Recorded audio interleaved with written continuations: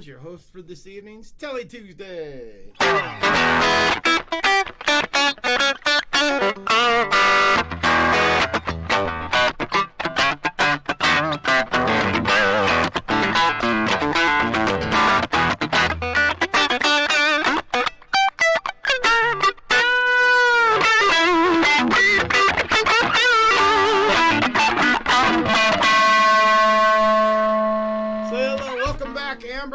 Amber's back again. She just went over a little bit of work this last week.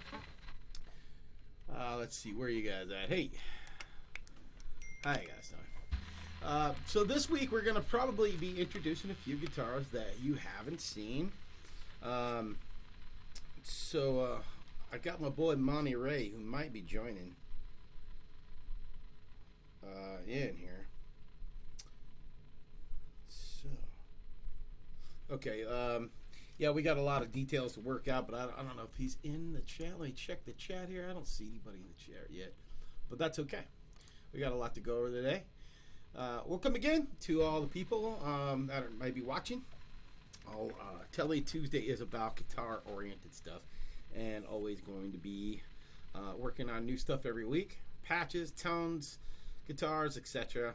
Anyway, so this last week, what happened was I did a little bit of an overhaul on the action on this guitar, and I don't know if you can see, but looking really, really nice, and the tuning is very, very stable with what I did, so I'm pretty happy about that. A little truss rod adjustment goes a long ways. Again, this one didn't have a dual action truss rod adjustment, only single action truss rod adjustment, but it turned out really nice. The only thing I don't like is how the bridge is looking. However, it's intonated, which, by the way, if you do not know what intonation means that the distance between here and here and here and your bridge down here are exactly the same, so that everywhere in the neck your tuning is true. So that is something that is one of the most major things. If you've not had your guitar set up where you've actually had the truss rod and the action adjusted and the intonation will actually cause your guitar playing to sound like you're out of tune. So one of the things I was doing was playing with a guitar that hadn't been adjusted for a long time, and it really made things tough to go into the recording studio because the tuning would always be off, and they do auto tune and like what key are you in? It was like with half step off sometimes, or whatever. You have to tune your guitar slightly different to try to get that whatever, and it just did not work out well for me. So after I had all my guitars adjusted and adjusted them myself, I ended up having true tuning, which is really, really nice. So anyways, Tele Tuesday. What we're going to do today, after introducing Amber again, is I'm going to take you guys to some acoustics of mine. One of my favorite ones that I've got was Austin. Austin 1 was my favorite. However, this is Austin 2. Austin 2 is a good old friend of mine. I wore Austin 1 out, so we had to go to Austin 2. I believe they are made in Austin, Texas. And cheap guitars, but very, very good. I love the quality of sound that I got from it. The action's great after you get it set up. So, yeah. Let me see if I can. Ooh, he way off. Sorry, he way off. Anybody in the chat yet? Let's see. Anybody on there? There he is. What's up? I'm here, homie. I can see and hear you. All right. What's up? Monty Ray has joined me in the chat. Turtle B says hi. That is my one. Earth Chris Jones. Yeah, that's me. I hear you. I can see you now. I didn't have the chat popped up there, so let me tune this bad boy. I should have had it done before that, but so tuning. I actually tune a whole step down, which my man Monty Ray out here actually does the very same thing. So it's really cool. The last time that we played a show together, I said, "Hey Monty, let me play that Les Paul," and we got up there and he handed me that thing, and it was amazing. I believe Monty Ray's guitar's got plecked frets. I'm not even sure what that means.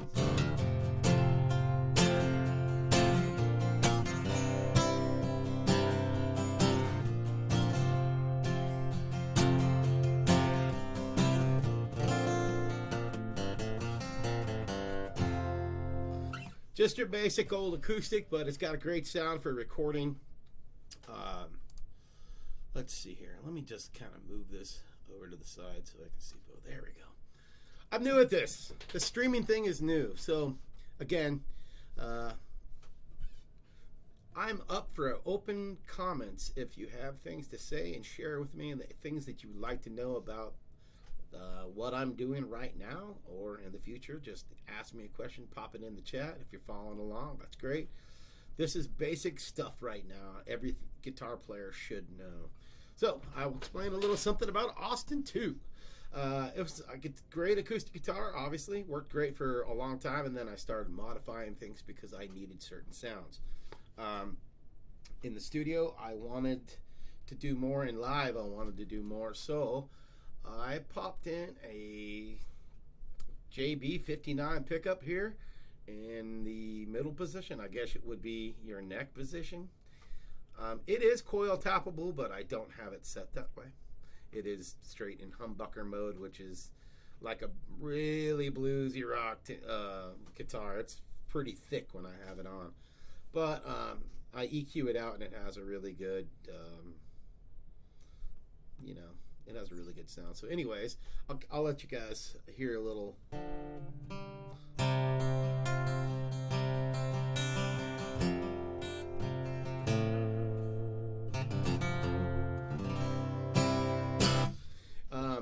There's a lot you can do. It's got onboard effects, basic acoustic stuff.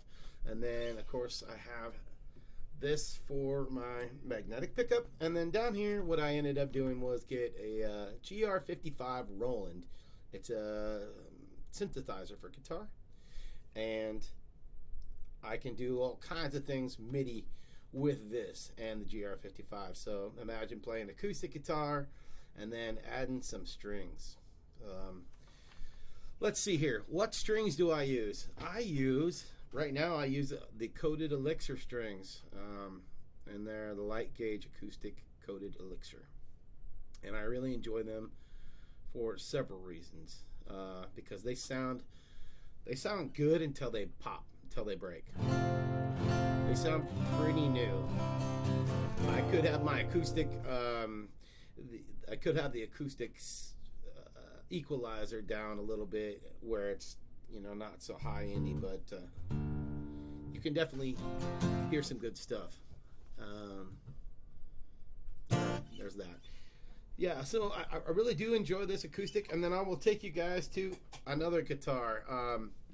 So that was Austin. A few things about it. It also does have that drop D hip shot on it, so I can drop D with a quickness on that. So it kind of makes it a really utilitarian acoustic guitar because there are several songs that I use it for. Now this guitar is my favorite of all. This is the one that my dad had that was given to him by my mom. She bought this for him in 1974. And I don't even know if you can hear this. A lot of people don't understand what a 12-string is. A 12-string is merely a 6-string with another string doubled on top of it. And I use extra light gauge on this one. They've been on here for a while, but I believe these are D'Addario extra lights. And 12-string is super cool sound. It's what kind of brought me to playing guitar.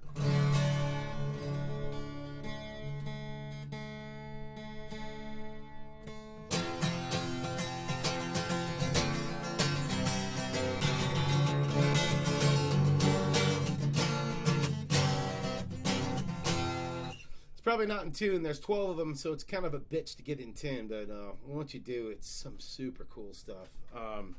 Basically, this guitar was the guitar that started it all. My father had it sitting in the corner, and I would walk around and try to drag that thing off the stands and take it wherever I could possibly go around the house. And he would be like, no, no, no. So finally, when I was about 7, 8 years old, he got me my own. So after that, it was on. The guitar was probably, and by the way, that was one of the things in our conversations about Christmas, is what was the coolest Christmas gift you ever got? And that was my guitar. I loved it. It was the coolest thing ever. It obviously started me on a journey. It was musical gifts anyways during Christmas. I think I actually got that for my birthday. However, without further ado. So, guitar stuff. This week, getting Amber back on here, we're going to talk about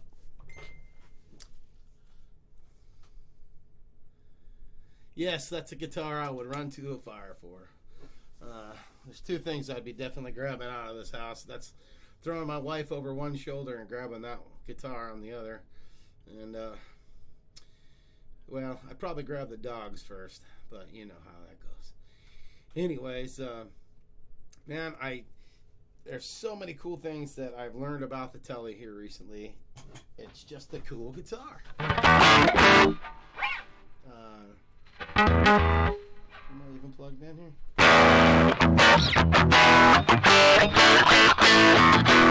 There we go.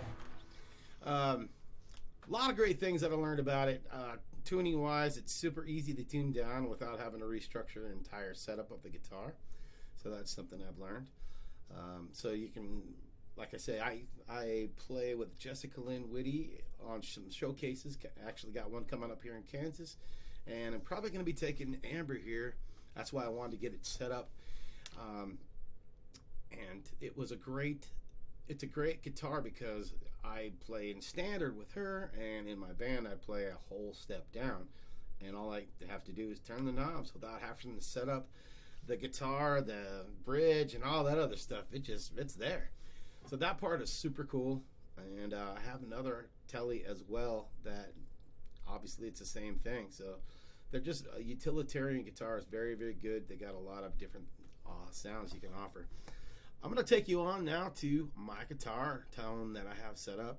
I tweak it a little bit each week and work on little different things. So here we are looking at the Line 6 Pod HT500X edit page. And this is pretty cool because what we can do is go on over here and you can see how I've got things set up. So on the effects page, let's see, we got a noise gate going there. Then I've actually got the tube compressor next. I don't know why it's set up way down there, but however, I've got a compressor going on next. And then it looks like there's a tube drive,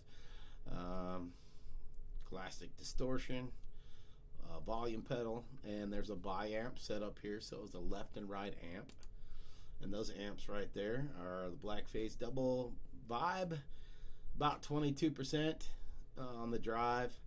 What's really, really cool about these particular things is you can go on each one of the cab perimeters and set those, do the low cut filters, and change these out. So on your left and right outputs of your Line 6 can go to different amps, and you totally can tweak them however. Even into this, then you can pan them 100%, or you can have a little bit of each going to one or the other. It's complete. The routing is so awesome. And then obviously over here it tells you how to assign your foot switches and how everything is assignable. And so it's really, really cool. And of course, here's all the stuff that I've got in there, that some of them are already presets, and all the users I've started to work on my own. So that's kind of what I'm doing now, is going in every week and starting to work on that stuff. And I'm going to be doing that with you. So thanks for joining again. Thank you, Monty Ray. If you guys have not checked out Monty Ray, he's got some new stuff getting ready to come out, and it is bitching. He is a guitar guru from around the way. He's got a bunch of classic rock influences like Randy Rhoads and Zakk Wylde. and he plays a mean guitar. Played with us on 9/11, and that was pretty awesome to come set in with our band. We also had Raymond Hayden up there playing keys, and then we had everybody that was on stage that night come and join in, including Jessica Linwiddie, Circa, and let's see, we had Troy Moss up there. Man, it was just an epic night. If you weren't there, you missed out for sure. Anyways, I'm gonna play you guys a little something.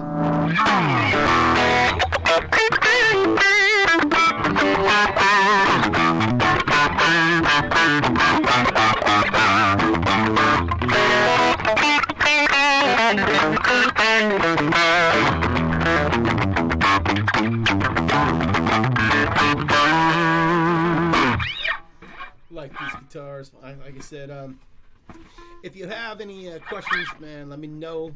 Jump on in, and Monty Ray will definitely get you in on here when I can pull it in. I have no idea how to do it yet, and we'll be taking on different guests as well. So if you are a guitar guru, you should let me know. So check this out, the Pod 5D HD edit. You can do some really cool shit with it. Now, all the routings that are on the back of the HD edit, or the pod itself, you can route them to different amps. You can send and return on the effects routing. So you could send effects routings through both of your amps if you wanted to separately, by getting a TRS signal cable, left and right, ring, tip, sleeve kind of thing. Tip, ring, sleeve, yeah, that. And it definitely helps you there to be able to run that way. Or there are different methods on YouTube you could check out. The 4-cable method, that is pretty cool, because what that does is allow you to send certain things to the amp and back, and you can simply right here, without unplugging any of your cords and any of that, just drop and drag it. Just pull it and drop it wherever you want to in the signal chain. So learning how that goes and doing certain things like that, you can get a different sound. Like putting the compressor after your distortion gives you definitely a different sound, more fuzzy kind of tone. Not personally something I like. So I always kind of keep my stuff set up in a similar fashion. All right, a little bit more playing here. Now I'll take you to a different tone here. Let's go over to my user one. This is something I like to do and play for the band. We'll see how this works out here.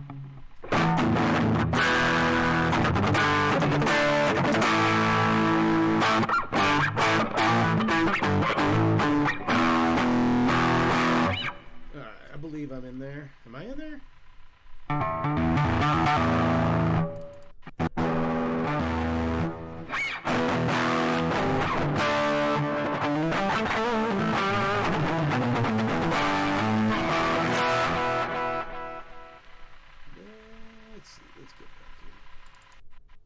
There we go. So this is my rock patch. This is kind of what I've got set up there. There's some amps. The cool thing about this whole thing is you can pull down this right here and look for days. I'm talking look for days. There's preamps and amps all day long. Same thing with cabs and different 212s, 112s, 412s, no cab. Let's go up here to microphones. You can go to all these different microphones, on axis, off axis, 409s, 421s, ribbons, condensers, you name it. Electric response, you can turn up how much you want from the amp in your actual in the actual scene. So basically what's kind of cool about this is you can turn off one side and it's going to give you a bypass volume over here. So that means how much of your actual clean signals coming through there.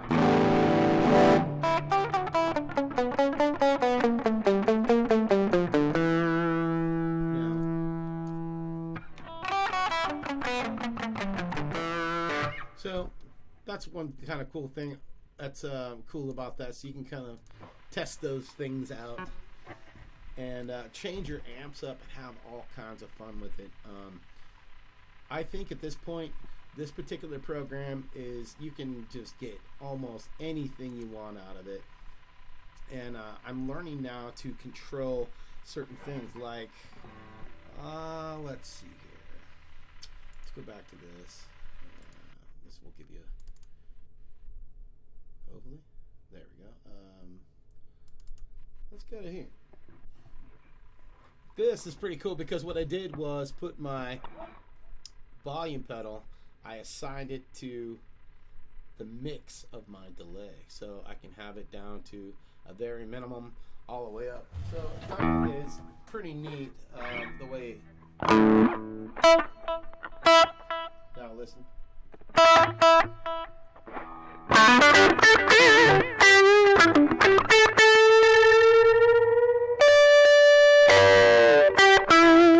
So like a steel pedal kind of thing, like.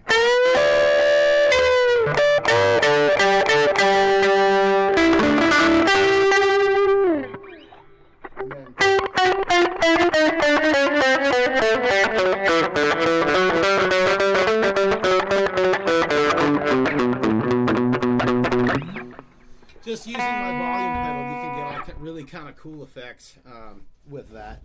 And you can also set the parameters with any one of the pedals, like any. You don't have to use delay. One of the ones I like putting on that as well is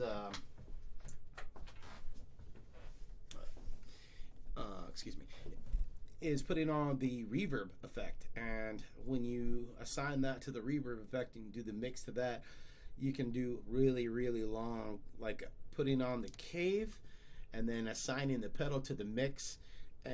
You can set how much it goes to. I don't suggest going all the way because that's really too far, but putting it like 50% to 20% or something like that.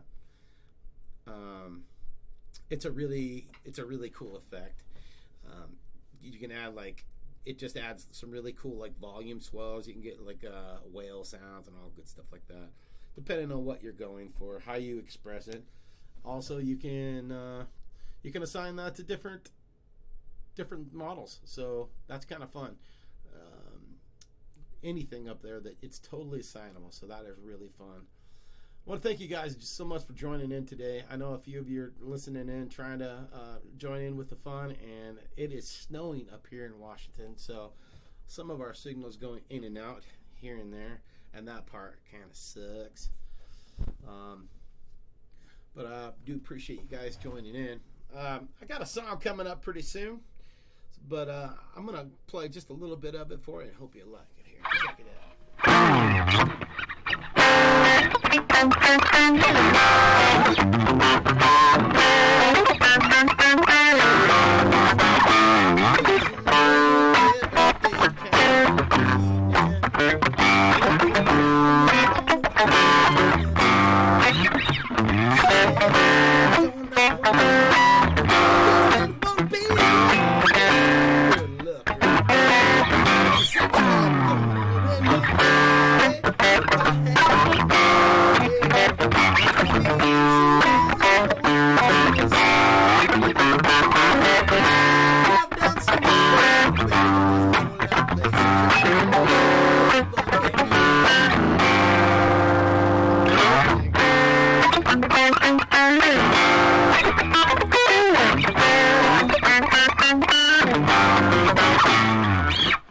That's a little chunk of some song from Jessica Lynn Whitty and I. We're going to be taking that on the road very soon, February 11th through March 25th or so.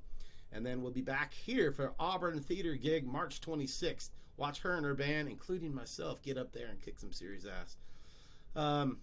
Without further ado, I'm going to get this stuff off of here and get going, guys. It's been really good to have you here, hanging out with everybody and playing a little bit of guitar.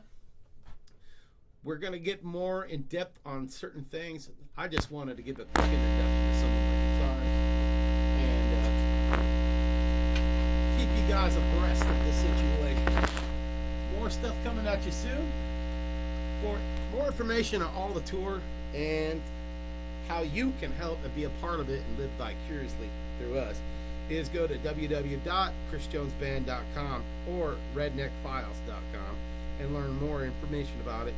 We are going to be traveling down the I-5 corridor all the way to LA, then heading eastward through Phoenix, Texas, Fort Worth, headed up to Arkansas and Nashville for 4 or 5 days to do some showcases and some more recording. And then heading down to Florida for an 11-day festival, playing 3 times a day down there. It is going to be so much fun. Strawberries galore in Plant City at the Strawberry Festival in Florida.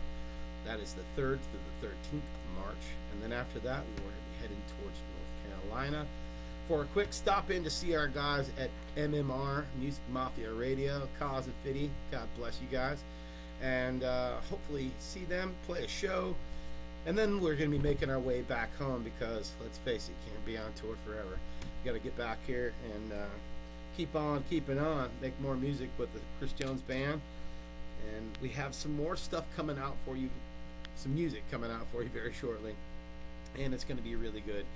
I know Monty Ray's got some music coming pretty soon, so look for that as well, because we're bros, and we try to help each other out doing that, promoting each other's stuff. Just like Grieve the Astronaut has some stuff coming out very soon. As a matter of fact, there's going to be a song that I'm helping co-write with, so that's going to be very, very cool. It's called Weight of the World, and that's going to be awesome. Can't wait for that as well. Anyways, you guys have a blessed day. Stay safe in the snow, and we're looking forward to see you next Tuesday for Tele Tuesday. Good night, folks.